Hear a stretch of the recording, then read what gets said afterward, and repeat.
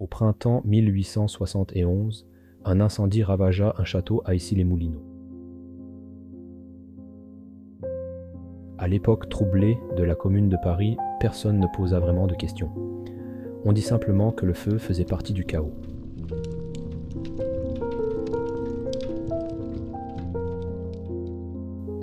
Puis le temps passa, les ruines furent oubliées, la terre recouvrit les pierres noircies.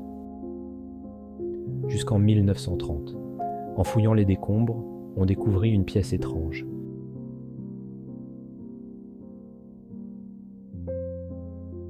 Des lettres, des dessins, des déclarations gravées dans la pierre, comme si quelqu'un avait passé des nuits entières à écrire, à attendre, à aimer.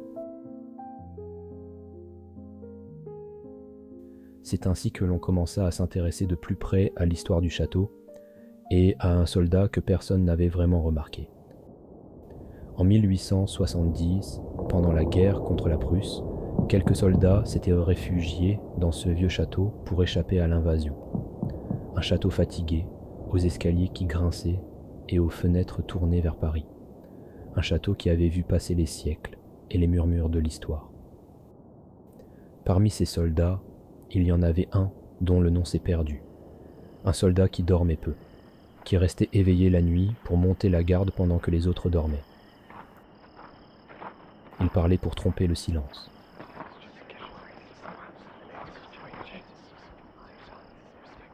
Un soir, dans un salon oublié du château, il la vit, cette femme qui lui manquait tant.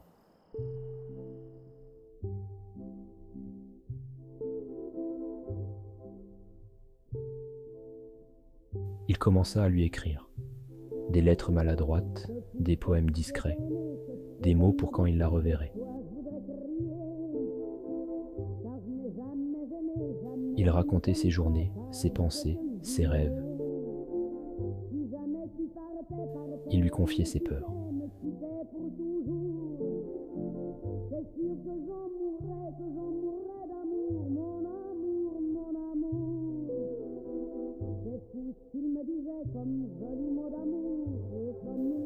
Alors, dans le silence du château, ses souvenirs revinrent lui tenir compagnie.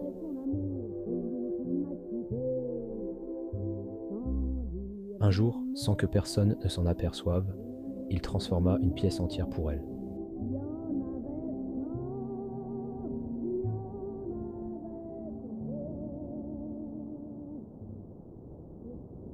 Comme s'il continuait en secret à lui offrir les promesses d'autrefois.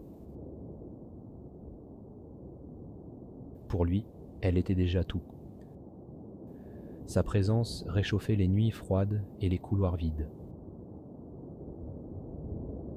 Puis vint 1871. Les Prussiens arrivèrent. Le château ne pouvait plus servir de refuge. Ce soir-là, le soldat resta longtemps dans la pièce où il avait passé toutes ses nuits. Peut-être comprenait-il que tout allait disparaître.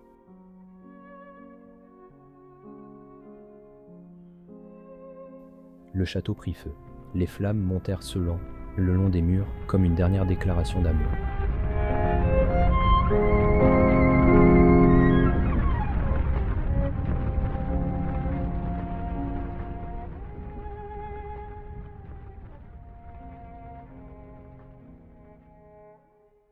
C'est en 1930, en fouillant les décombres et en parcourant les lettres et les dessins oubliés, que l'on commença à comprendre qui le soldat aimait vraiment.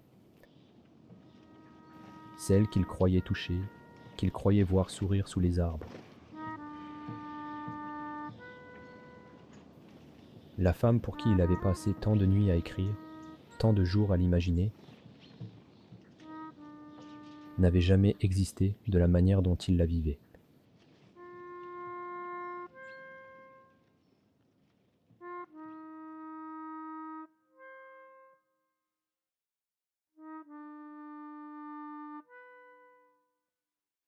La femme qu'il croyait réelle n'était autre qu'un fantôme de l'histoire. Marguerite de Valois, morte depuis plus de 2 siècles.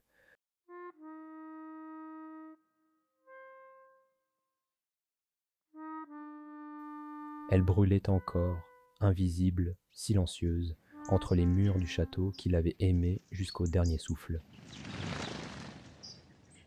Aujourd'hui, il ne reste presque rien de ce lieu. Mais certains habitants remarquent un phénomène étrange. La nature pousse partout dans le parc, partout, sauf à un endroit, là où se trouvait autrefois la pièce remplie de lettres et de souvenirs inventés. Comme si, sous la terre noire, le feu et l'amour n'avaient jamais vraiment cessé de brûler.